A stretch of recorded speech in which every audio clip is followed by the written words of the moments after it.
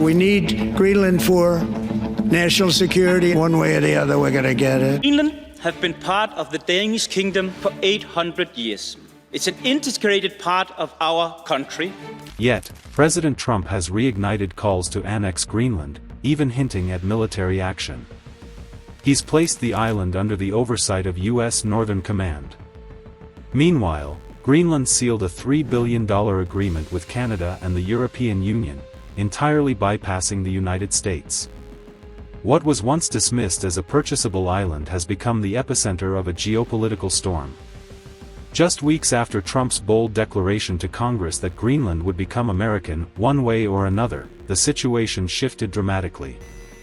Supported by Ottawa and Brussels, Greenland secured a landmark mining deal for rare earths and gold, leaving the U.S. sidelined. This has thrown America's defense supply chain into disarray, halting key missile programs and forcing Trump to scramble to reclaim what he called the Arctic's linchpin. This isn't just about territory, it's about who controls the future of energy, technology, and global power. How did the U.S. get outmaneuvered on a landscape of ice, rock, and ambition? Can Washington recover, or has a neutral player like Canada outsmarted the world's leading superpower? Let's dive in. Following Trump's assertion that Greenland would become U.S. territory, the narrative shifted sharply in March 2025. On March 28, Greenland's newly formed coalition government, established to counter annexation pressures, rejected U.S. proposals and aligned with major global partners instead. That same month, Canada and the EU deepened their strategic focus on Greenland's energy transition, sidelining Washington and securing access to critical resources. This pivot sent shockwaves through the U.S.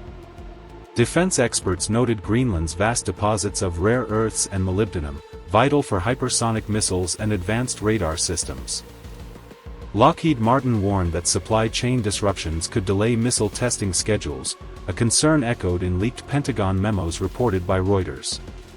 In retaliation, Trump imposed 25% tariffs on Canadian and EU steel and rare earth imports, escalating trade tensions as part of a broader strategy to curb exports and regain leverage. The EU responded with threats of countermeasures, intensifying a trade war that rippled across global markets. By June 2025, Canada-backed mining and LNG projects worth billions quietly shifted Arctic influence away from the US. Germany, meanwhile, began securing alternative LNG routes, citing a strategy to reduce reliance on both Russian gas and US supply chains, as reported by Bloomberg. This was no mere diplomatic spat. Greenland's realignment meant the US lost grip on a vital Arctic supply chain. Canada and the EU forged a legal and economic alliance rooted in clean energy and resource autonomy, leaving Trump facing diplomatic isolation, tariff backlash, and weakened alliances. Without a clear Arctic strategy, this isn't just a failed acquisition, it's a seismic shift in global power dynamics. Trump's bold approach has been met with equal resistance.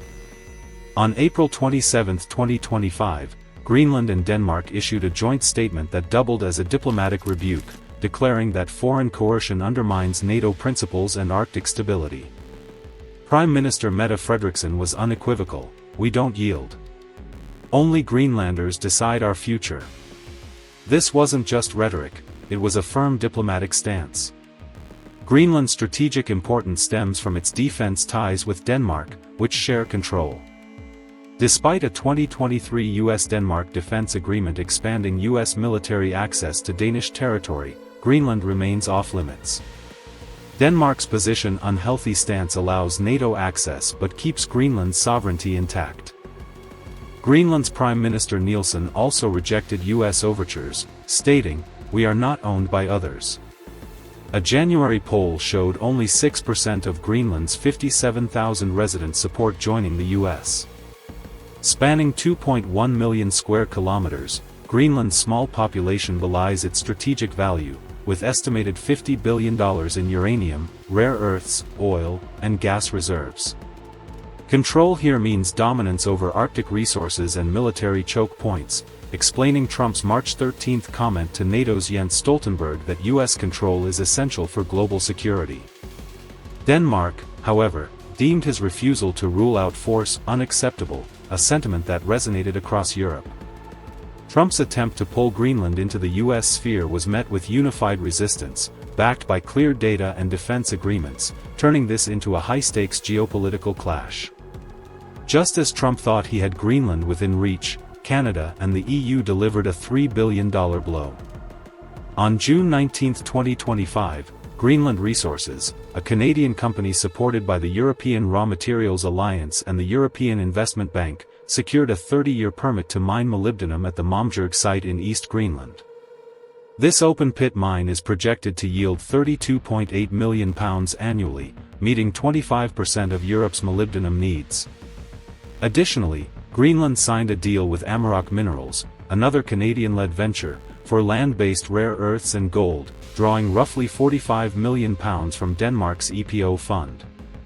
Investments from Canada, the EU, Denmark, Norway, the UK, and even some private US investors have formed a robust Arctic mining alliance, notably excluding official US government funding. The EU's strategy is expansive, supporting 13 global critical material projects, including in Madagascar, South Africa, Canada, Britain, and Greenland, under its €5.5 billion Critical Raw Materials Act. This EU-Canada-Greenland partnership is creating a resource pipeline that locks out US influence. Greenland's deposits include not only molybdenum and gold but also rare earths, copper, nickel, and anorthosite, valued for sustainable aluminum production. This strategic Arctic bloc, Greenland's leverage, Canada's expertise, and the EU's policy and market access, forms a supply chain stronghold at the top of the world. For Trump, this is a devastating setback. His attempts to purchase Greenland, threaten force, or assert strategic rights have collapsed, shifting the Arctic's resource future away from US dominance. NATO's cohesion is now cracking. In June 2025, France deployed its nuclear-capable Suffren-class submarine to Baffin Bay near Greenland as part of the Zen Dark 2025 mission, officially labeled as observation but widely seen as a check on US Arctic moves. France's Mistral amphibious carrier and Sirocco frigate also navigated Greenland's icy waters that month, signaling Paris's intent to assert a regional presence. Meanwhile, Poland and other Eastern European NATO members have stayed silent, despite their reliance on US defense ties, reflecting concerns over a growing alliance rift. The Guardian called this a rare moment of NATO division over Arctic control. While the US pushes unilateral military assertiveness, EU members like France favor a multilateral approach, straining NATO's foundation of collective defense. As climate change opens new polar routes around Greenland, strategic choke points like the GAUK Gap and resource zones are gaining importance. Jens Stoltenberg and EU leaders warned that a NATO fracture here could weaken deterrence across Northern Europe. France has taken the lead with visible naval power, while others remain cautious. The US's aggressive Greenland strategy is provoking allies, with Paris signaling, "We're watching." This isn't just about submarines, it's about trust and strategy. If NATO can't align on Arctic principles, it raises questions about collective defense elsewhere.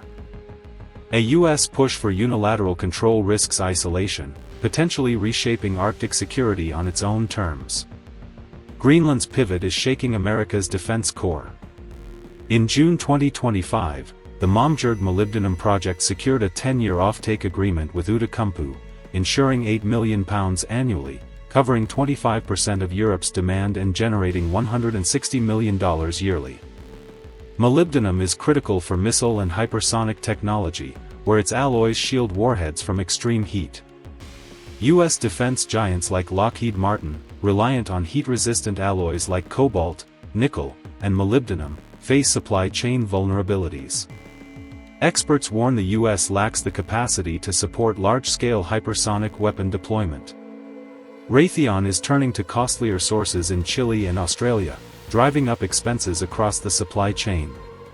The Inflation Reduction Act further complicates matters, mandating that critical defense materials come from North America or strategic partners, but Greenland's shift to Canada and Europe leaves U.S. manufacturers in a bind, facing costly redesigns and delays.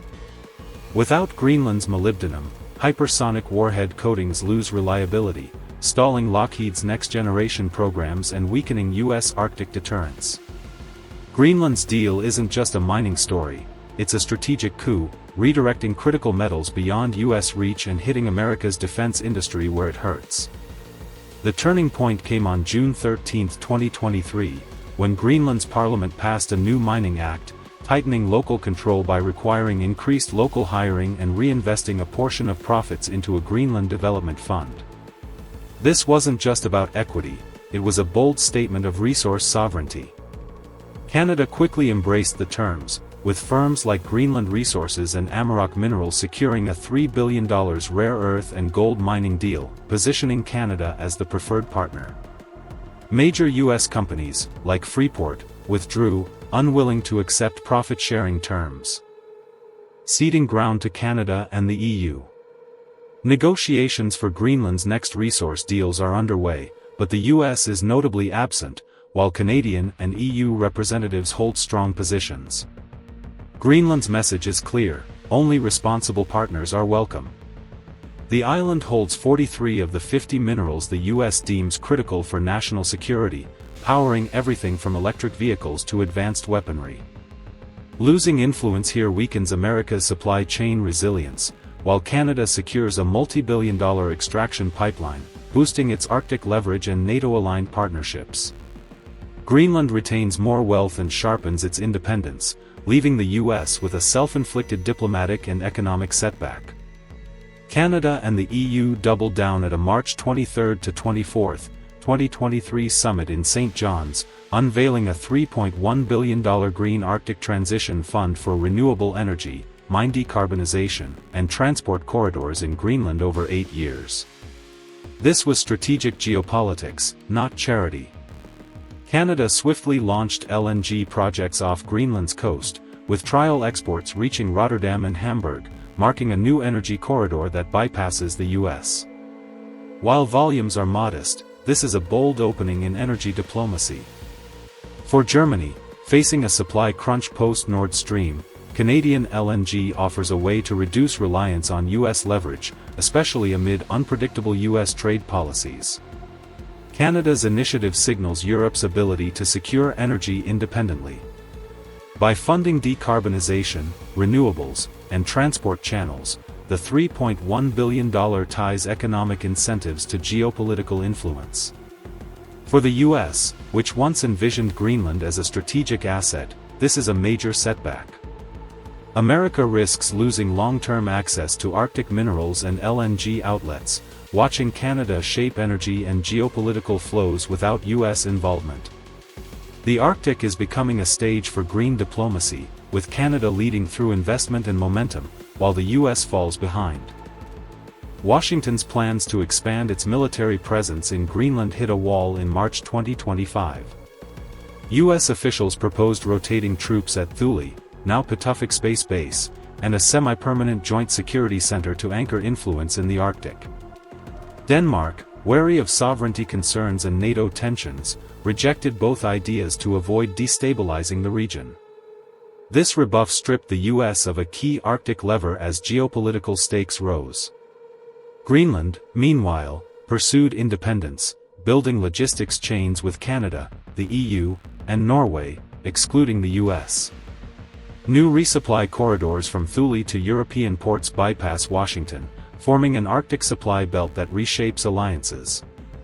Canada and Europe now control pathways for minerals, energy, and military logistics, leaving the U.S. sidelined.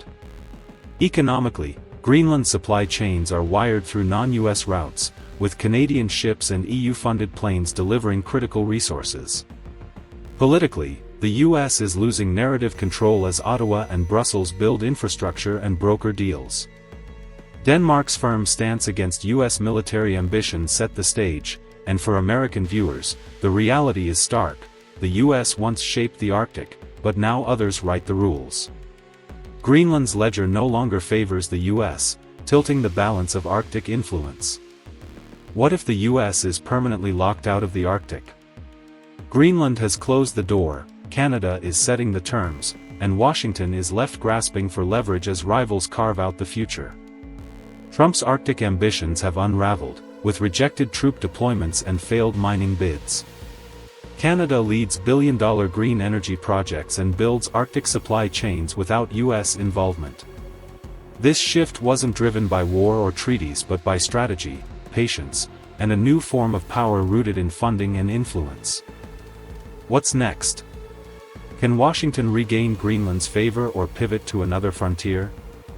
Can Trump or a future president reverse this realignment?